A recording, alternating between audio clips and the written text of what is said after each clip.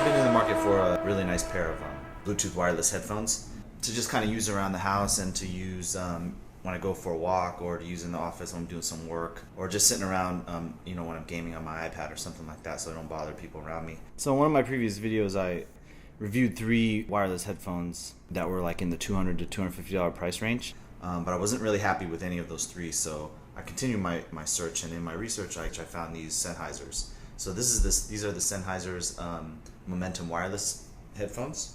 Now these are really expensive headphones. They go for $500, but in the $250 range I wasn't really happy, so I was like, well, let me go ahead and spend a lot of money and see what I get see if I get some good value. So I came across these, and so this is what I'm going to review today. Now Sennheiser, they're specifically known for really high-end wired headphones. They actually make headphones that cost like $3,000, the HD 800s. They come with their own external amplifier, and those are really obviously super audiophile level headphones. But I figure, hey, if they make super high-end headphones, these ones that cost $500 should be pretty dang awesome. So that's why I chose these. And I know $500 is a lot of money, but I figure, as much as I use headphones, they're worth it to me. If I'm going to be able to have a pair of headphones that's going to last me for at least 5 years, and I'm going to be really happy with them, I don't mind spending a little bit more money up front, if they're going to be awesome. So let me just quickly go over what you get with these headphones inside the box. It's pretty standard stuff, right? You just get this is a really nice suede carrying case, zippable, and then in it the cables you get is just a regular charging cable and an audio cable, and you also get this kind of like bag. It's just like a satin pouch things, right? So that's really all you get in the box. I do want to mention that they don't actually include a charger, just the USB cable, so you have to either plug it into your PC, laptop, or other USB wall charger that you may already have, which I think is kind of weird. It's not that weird, I guess, but it's just a little bit cheap on them, especially for $500 headphones. I think they should kind of include a nice charger. But in any event, they don't, and that's all you really get in the box. So let's go ahead and get right into the review. And so here are the Momentum Wireless headphones right here. Now my first impression when I first took these out of the box is they were really a premium feeling headphones. Build quality was excellent on them, and they use really kind of high quality materials all throughout. The leather is extremely soft on them and really plush, as you can see here. So they're really soft on the ears. Also, the headband is really nice. It's got like a split headband here. It allows your head to breathe.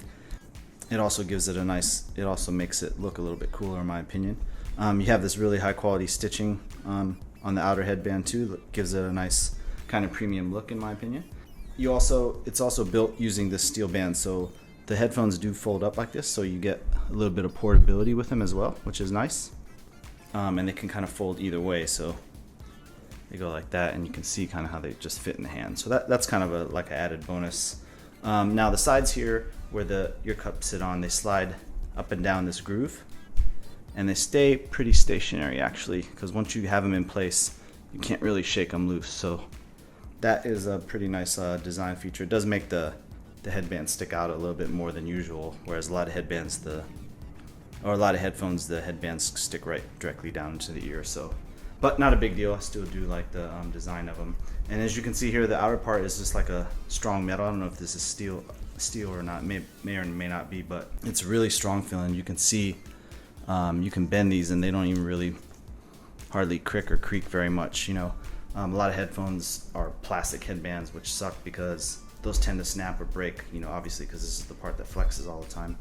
So the build quality on these, they seem to be really durable. Like I say, they do feel like $500 headphones, at least from my point of view. And you can see here where the wire goes up from the ear cup into the headband.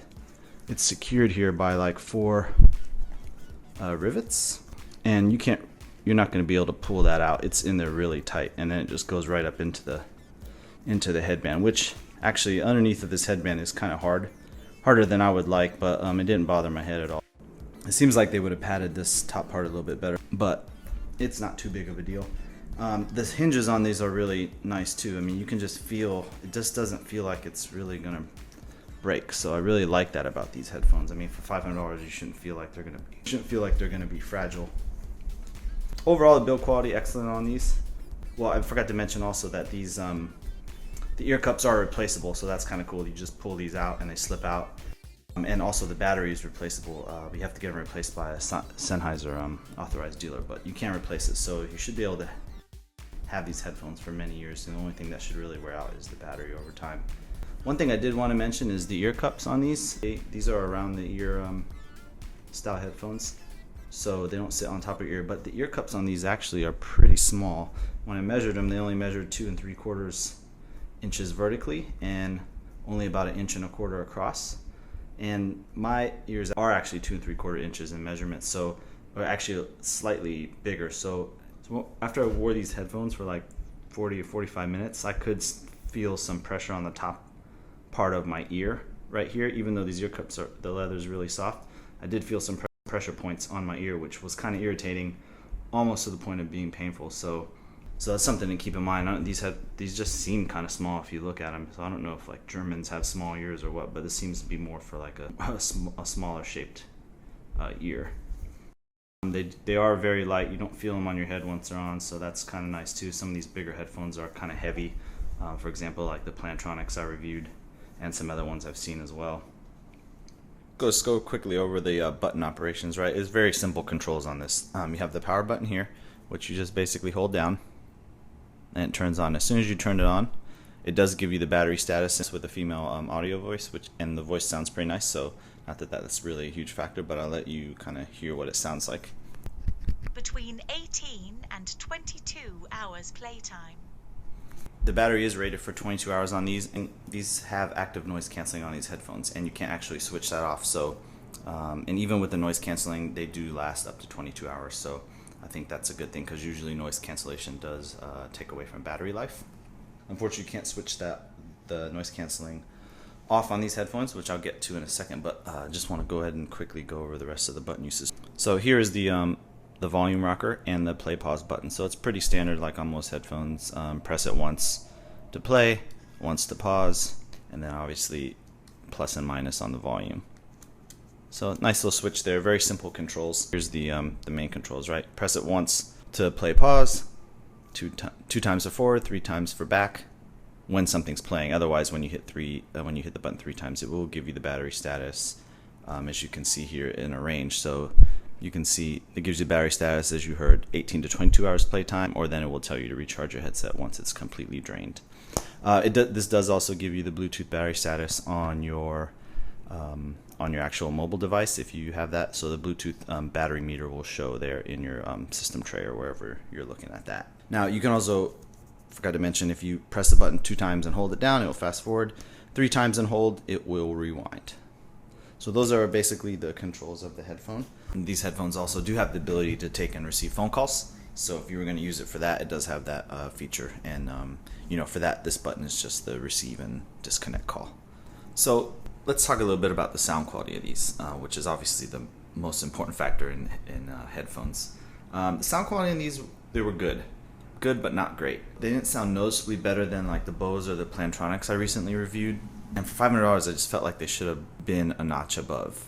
The mids sounded a little bit muffled and just a little bit weak, but the bass response was really nice on them, very deep and natural sounding. But overall, I mean, they were just good. And for $500, I would expect kind of a lot more out of the headphones. Now, these do use aptX technology, which is a technology that allows you to hear music wirelessly without compressing the audio at all.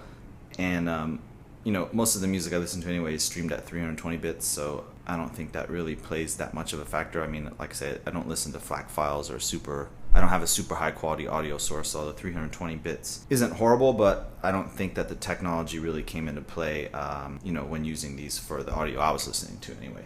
And that brings me to my final gripe with these headphones. The main reason why I really disliked them, it was because the active noise canceling feature on these, which you're not able to really turn off.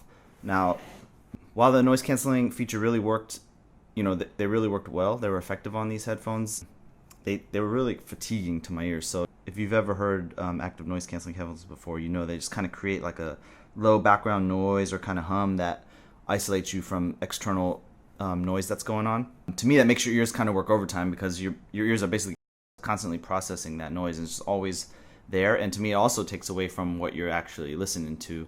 It kind of clouds the audio that you're listening to coming out of the ear cups. So I don't really like active noise canceling to begin with, And you know, when I'm going to be in a noisy environment and need some kind of noise canceling, I much prefer something like these earbuds with some foam tips that just kind of expand your ear canals, and that just does a nice passive job of blocking out all kind of external noise, and then you just get the clear audio that you're getting out of your music. But you know, the noise canceling on these is just too much. So like I said, made my ears tired, and it sucks because I like to use headphones for, you know, at least an hour, a couple hours at a time, if not more, and just have them kind of on for extended periods of time. And with these, I couldn't. You know, my ears were begging me to take them off after, like, say, just even, you know, less than an hour. So, you know, you can see here there's 4 microphones that they use on these headphones to do such a good job of noise canceling. You got 2 on the outside and then 2 on the inside. So, you know, you have these electronics and the processing and all the technology on these headphones, and then I think that's what you really end up paying the $500 for. You know, that and the kind of the premium materials that are used to build these headphones, and just like the design's really nice. But you know, so the fact you can't turn it off, couldn't really use them for more than 45 minutes at a time, and really the fact that the sound quality was just kind of, they were good, but like they're not $500 good, and they just didn't blow me away, which I feel like $500 should obviously kind of blow you away. So, you know, when it comes to these Sennheisers, I really don't recommend getting these. I wouldn't recommend them to anybody, in my opinion. Overall, I was just really disappointed, unfortunately. You know, I'm going to have to go ahead and continue my search to find an awesome pair of Bluetooth headphones. You know, when I do, I will definitely post a video, so go ahead and subscribe if you guys want to see that in the future. Yeah, that's all I really have to say. And as always, thanks so much for watching, and you guys take care.